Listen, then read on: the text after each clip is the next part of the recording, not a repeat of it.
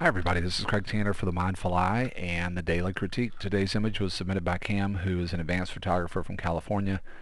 Cam shot this image with a Canon 1DS Mark III. He used a 24 to 105 zoom at 105 millimeters and at f10 exposed the file for 3.2 seconds and used a 5-stop neutral density filter. Cam says he was shooting some images of the pier at Nags Head Beach, the Outer Banks of North Carolina, and noticed these pilings down the beach. He went down to look at them and really wanted to do a long shutter speed like this, but it was too bright to do it, so he took some scouting shots and came back the next morning. And that's one of the first things that I wanted to talk about in the critique today, just the idea of scouting. In sort of the heyday of my commercial landscape work, I definitely would build scouting days into jobs and try to make clients understand how important it was to have those days. But in a lot of respects, for properties I had no idea of, the scouting days would be a lot about just sort of learning my way around the property and looking for broader potential. But the truth about scouting is it's something that we can do all the time, and I just love this story of Cam shooting one thing but reserving enough sort of conscious awareness to take in another subject while he's shooting, and then to pre-visualize when might be the best time to shoot that, and taking some scouting shots, and then going back. So just really encourage you that when you're shooting, it's so easy to just become so overwhelmed with what we're shooting that we don't really look around. And I know one thing that's definitely been true in my career as a landscape photographer, that so many of my favorite shots were shots that I found while I was shooting something else. And I always try to remind myself to just do a spin around, if nothing else, whenever I'm taking a picture, and definitely to always look behind me. The other thing that I enjoy about this story here is neutral density. Neutral density is such a powerful filter for landscape photographers. The idea of being able to use shutter speed in a creative way to go beyond what's there if you want to do that. And the movement here on the water really has a big psychological impact on the viewer. It just really changes the way that you look at the scene. To me, 5 stops of neutral density is sort of a minimum that serious landscape photographers should carry, and it'd be great if you could have a way to get all the way up to 10 stops of neutral density. Cam has some interesting questions about the image. He said that he wanted to know about images in a series, and he was thinking this image might work better in a series, and could I comment on images in a series.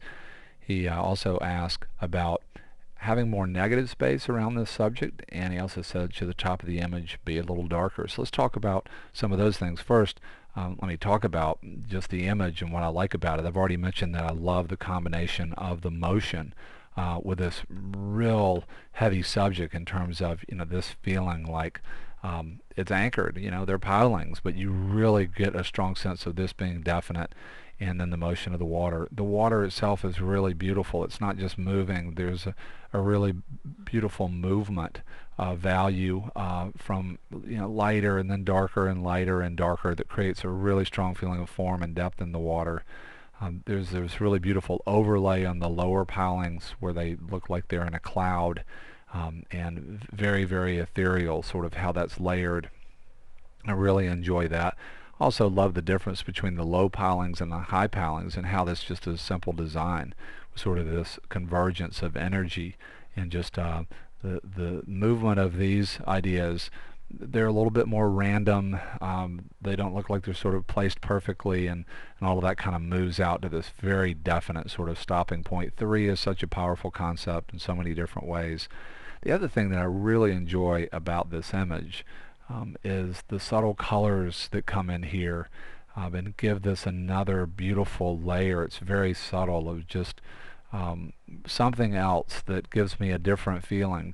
To me, the color is very important to this image, and to me, in black and white, it would become too much of a one-note kind of image. I love seeing the subtle color in here, and how that sort of warmth plays off of some very, very subtle cool areas in the image. And just love the subtle movement of color in the image. Really beautiful image in a lot of different ways. Let's look at Cam's questions. I definitely could see shooting the subject and creating a diptych or a triptych, or showing it in a whole series, because this is one of these sort of classic subjects where you could keep shooting this exact composition, and so the pilings are not going to move, but you could shoot in all different qualities of light, and obviously the water would change every time, and it would be this awesome thing for the viewer. Where instead of the viewer having to start over every time they look at a new shot, it's one of these portfolios where the person says, okay, I'm anchored on this one idea, and I'm not having to start over every time. I'm not having to tell myself a new story every time. I'm just going to start to really go into the image and see how things change. And these kinds of shows and portfolios are very powerful. I know when I see these kinds of images, I would tend to look at the images many, many, many times. You go through, you're looking at the differences, you sort of stand back.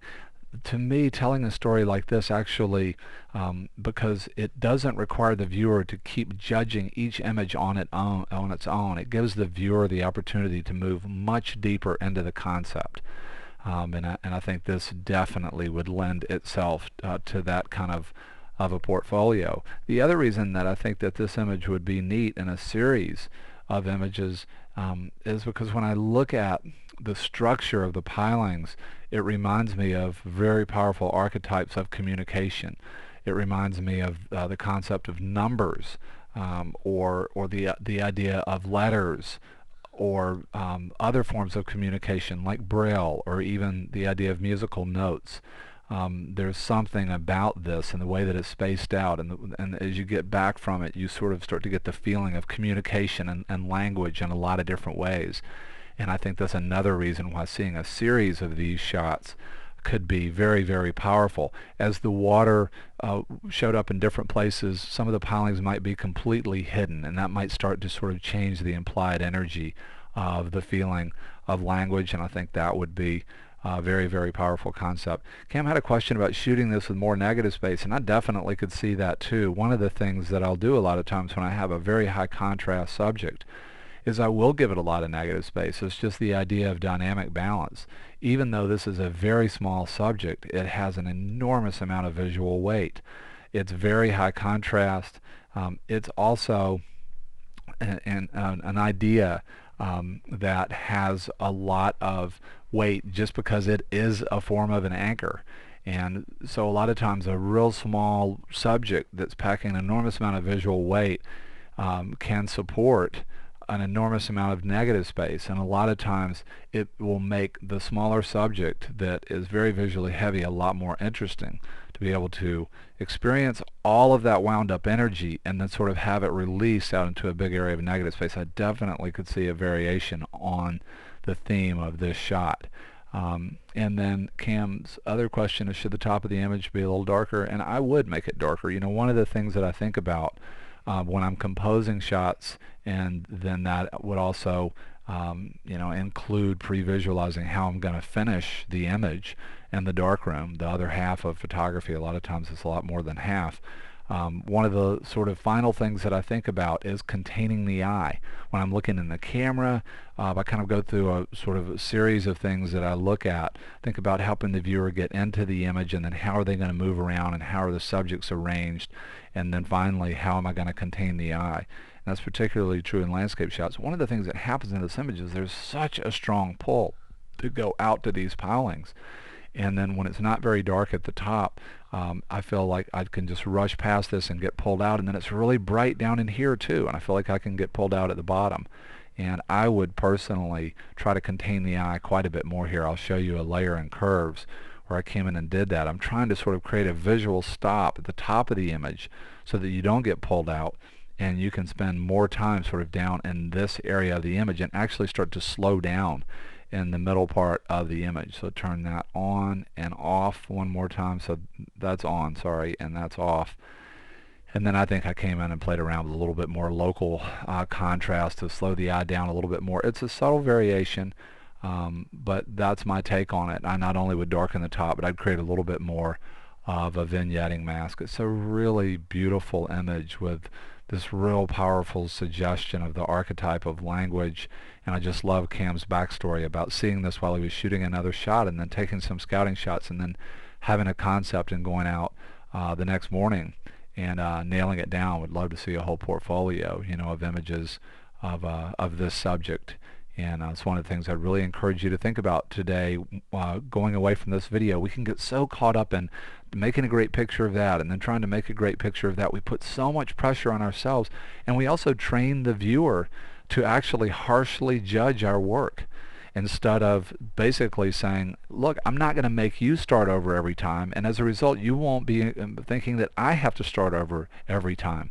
There'll be a thread to my pictures, and there'll be something familiar, and you can move into the image and be connected to the thread, and not have to compare one image to the other in terms of which one is better, but to say this story is connected, and so it's more interesting, and it's more familiar, and I can move into it in a way that's very different psychologically than just here's an image and there's another completely different concept, and so on and so forth.